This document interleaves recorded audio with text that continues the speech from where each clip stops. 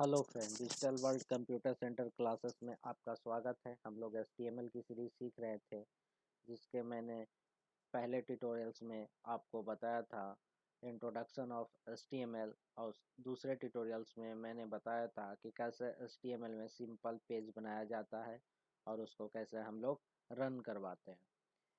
अगर आप मेरी ट्यूटोरियल्स पहले नहीं देखा है तो पहले उसको आप जाके देख लो।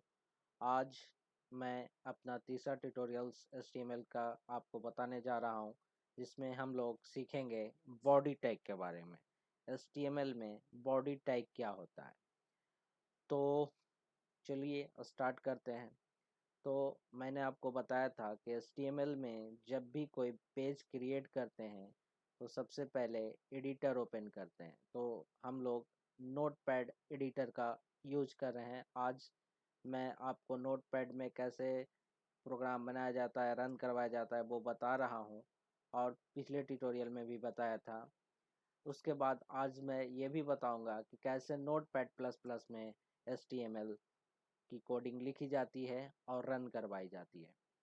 तो सबसे पहले हम लोग नोटपैड को ओपन करते हैं। नोटपैड कैसे ओपन करना है, यहाँ सर्च बॉक्स में जाना है और यहाँ पर आप टाइप करो नोटपैड, और यहाँ पर नोटपैड आ गया, इस पर क्लिक करो, ये नोटपैड ओपन हो गया।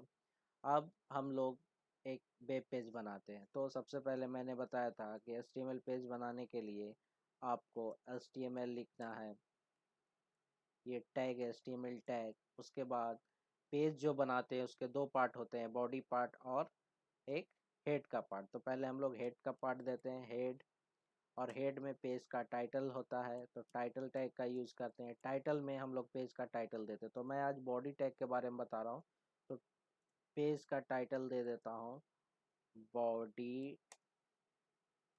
Tag example.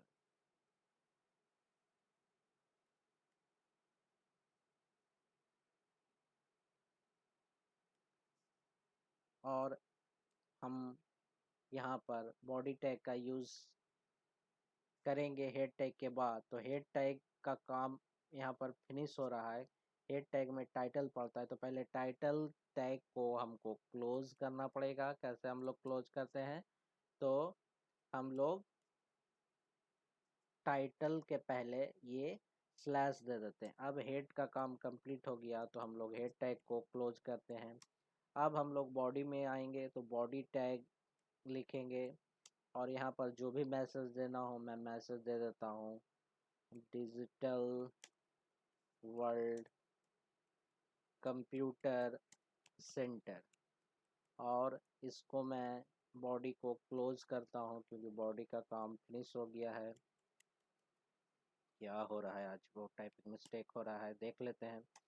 बॉडी टैग को क्लोज करते हैं। अब हम प्रोग्राम कंप्लीट हो गया है मेरा, तो एचटीएमएल टैग को भी क्लोज करते हैं। तो यहाँ पर मैंने एक पेज बनाया। अब मैंने बताया था आपको कि इसको सेव कर लेना है। तो कैसे सेव करते हैं ये सब पता होनी चाहिए, बेसिक चीज़ है। तो फाइल में जाएंगे, सेव पे क्लिक करेंगे, यहाँ सेव का बॉक्स आया। हम लोग सीख रहे थे सेव करना, पिछले क्लास में तो बताया था मैंने। तो सेव जो मैंने बताया था उसके लिए बताया था कि आप कहीं भी कर सकते हो, लेकिन हम जो बता रहे हैं जी ड्राइव में एक फोल्डर मैंने बना दिया था एचटीएमएल के नाम का, इसी में सेव करना है। आप कहीं भी कर सकते हो, किसी नाम से फोल्डर बना सकते हो, लेकिन जो मैं सारे ट्यूटोरियल्स बता रहा हूँ इसी फोल्डर में सेव कर रहा हूँ। तो एचटीएमएल ओपन करेंगे और यहाँ पर फाइल का नाम देंगे। फाइल का नाम कुछ भी दे सकते हैं, हम दे देते हैं बॉडी टैग नाम। आप कुछ भी दे सकते हो। और जब फाइल आप यहाँ से सेव करोगे तो अगर बॉडी टैग दोगे और सेव करोगे तो ये नोटपैड का फाइल बन गया। नोटपैड में जो फाइल बनते हैं उसको टेक्स्ट फाइल कहते हैं। तो यहाँ हमको नोटपैड का फाइल नहीं बनाना है, एचटीएमएल फाइल बनाना है। तो सेव करने वक्त डॉट एचटीएमएल लिखना है, उसके बाद सेव कर लेना है। तो ये मेरा एक सिंपल पेज क्रिएट हो गया। तो ये क्रिएट हुआ तो कुछ तो दिख नहीं रहा है, तो इसको कहाँ देखेंगे, तो HTML के द्वारा हम लोग वेब पेज बनाते हैं, और वेब पेज को देखा जाता है ब्राउज़र्स पे। ब्राउज़र्स क्या होता है, जहाँ पर हम इंटरनेट को एक्सेस करते हैं। तो ब्राउजर्स बहुत सारे होते हैं, गूगल क्रोमो, मोजिला, फायरफॉक्स, कहीं पर भी जाके इस फाइल को ओपन करना होगा। तो हम लोग क्रोमो का यूज करें, यहाँ से हम क्रोमो को ओपन करते हैं। जब क्रोमो ओपन हो जाएगा तो उसमें इस फाइल को क्या करना है, हमको ओपन करना है। तो चलिए हम देखते हैं। यहाँ पर क्रोमो मेरा ओपन हो गया है। यहाँ पर हम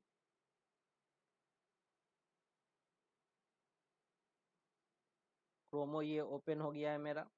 अब हम इस फाइल को, जो हमने पेज बनाया है, उसको देखना है। तो कोडिंग हमने नोटपैड पे लिखा, तो HTML की कोडिंग कहाँ लिखी जाती है, एडिटर पे। एडिटर में नोटपैड, नोटपैड प्लस प्लस भी होता है। अभी नोटपैड पे बता रहा हूँ, थोड़ी देर बाद में कैसे इस प्रोग्राम को हम लोग क्या करेंगे, नोटपैड प्लस प्लस में रन करेंगे, के द्वारा भी रन करके देखेंगे, जो ज़्यादा ईजी होता है।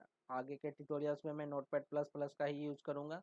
तो ये गूगल क्रोम खुल गया। यहाँ पर इस फाइल को आपको ओपन करना है। तो कैसे ओपन करूँगा, तो कंट्रोल ओ, और जी ड्राइव में था, जी ड्राइव में मैं गया। यहाँ पर इस फोल्डर में कौन सा था, 2 फाइल, ये पिछले ट्यूटोरियल्स में मैं बताया, ये आज का है।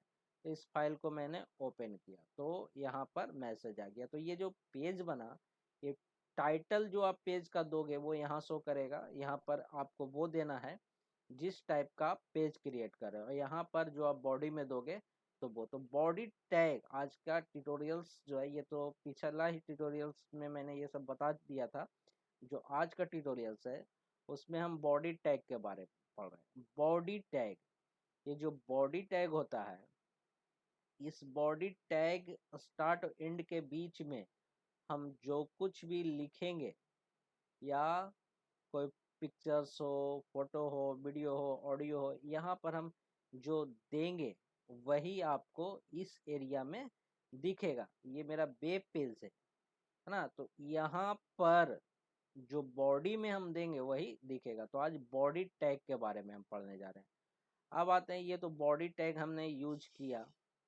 अब बॉडी टैग जो होता है, ये कुछ इसमें एक्स्ट्रा ऑप्शंस होते हैं जिसको हम एट्रीब्यूट्स कहते हैं।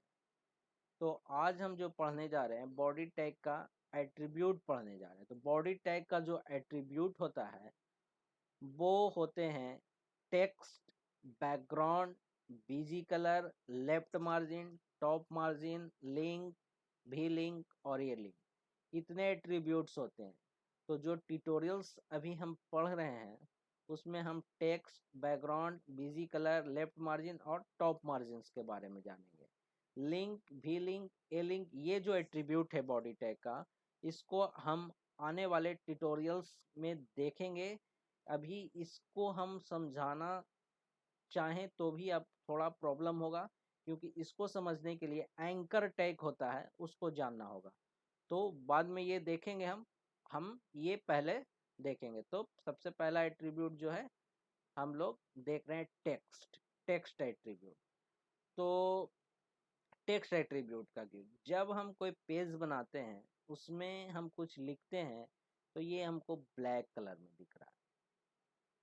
तो इसको हम चाहते हैं कि ये जो है कोई अदर कलर्स में दिखे। तो इसके लिए एट्रीब्यूट है टेक्स्ट।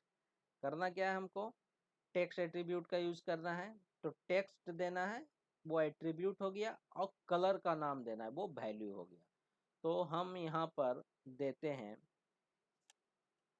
टेक्स्ट, ये एट्रीब्यूट हो गया। कलर, कौन सा कलर में देखना है, तो रेड में देखना है, यहाँ रेड लिखे।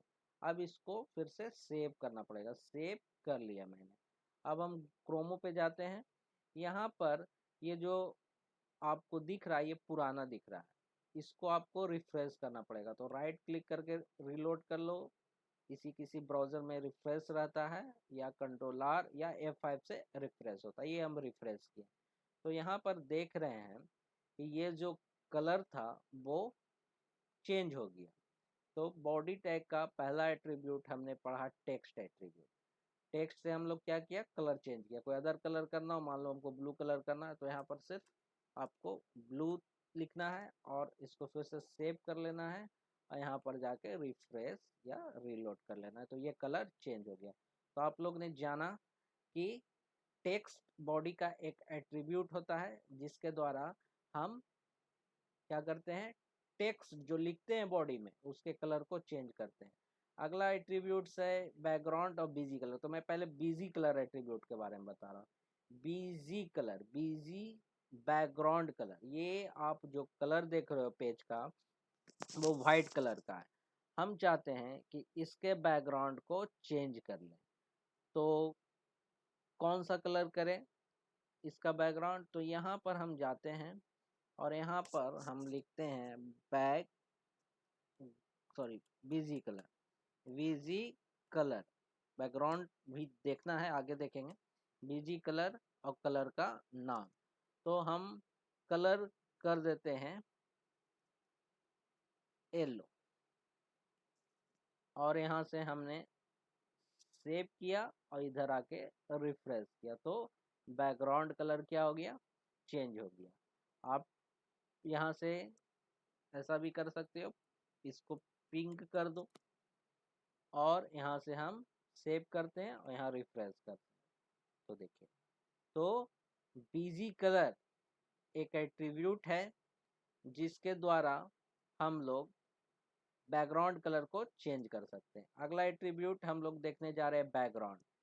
बैकग्राउंड एट्रीब्यूट के द्वारा ये जो पेज है, बैकग्राउंड है ये, इसमें हम कोई इमेज लगा सकते हैं। तो कैसे वो करेंगे? तो यहाँ पर हम बीजी कलर या तो कलर दे सकते हो या बैकग्राउंड दे सकते हो। तो फोटो का बैकग्राउंड देना है, इमेज का, तो यहाँ पर हम लिखते हैं बैकग्राउंड, और यहाँ पर जो इमेज बैकग्राउंड में लाना है वो आपको उसका पाथ देना होगा। ये पाथ क्या होता है? जैसे हम चाहते हैं कि मेरे डी ड्राइव में यहाँ पर एक फोल्डर बना हुआ है वॉलपेपर, और यहाँ पर वॉलपेपर में ये जो आप देख रहे हो ये ABC नाम से, ये इसको बैकग्राउंड में लगाना है, या आप कोई भी लगा सकते हो। तो हम इसी को देखते हैं ABC। तो ये इमेज फाइल है। इमेज फाइल जो होता है उसका एक्सटेंशन होता है JPG। ये यहाँ पर हम ले जा रहे हैं पॉइंट, तो यहाँ पर आपको JPG फाइल बता रहा है, तो इसको लाना है। तो करना क्या होगा, यहाँ पर बैकग्राउंड में लिखना होगा कहाँ से लाना है।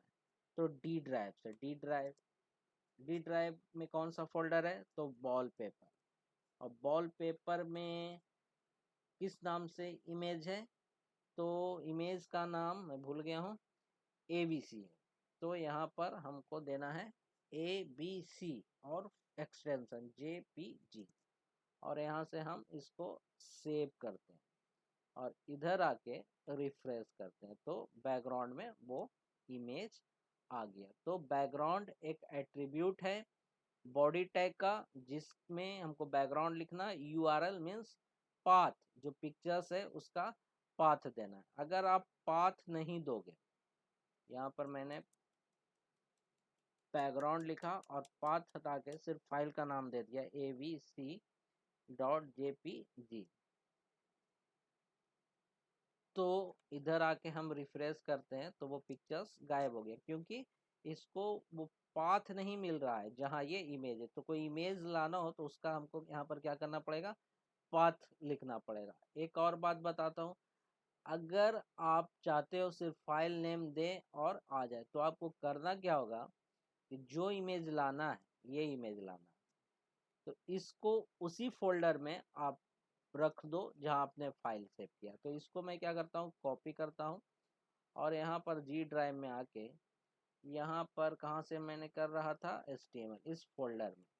तो ये जो इमेज है वहीं पर है जहां पर आपका फाइल है, वेलकम नाम से, सॉरी, बॉडी टैग नाम से फाइल था, वहीं पर मेरा ये पिक्चर्स फाइल है। ऐसा कर दोगे तो आपको पूरा पाथ लिखना नहीं पड़ेगा, सिर्फ फाइल का नाम देंगे तो आ जाएगा, क्योंकि जहाँ ये बॉडी टैग नाम से फाइल सेव था वहीं ये इमेज है।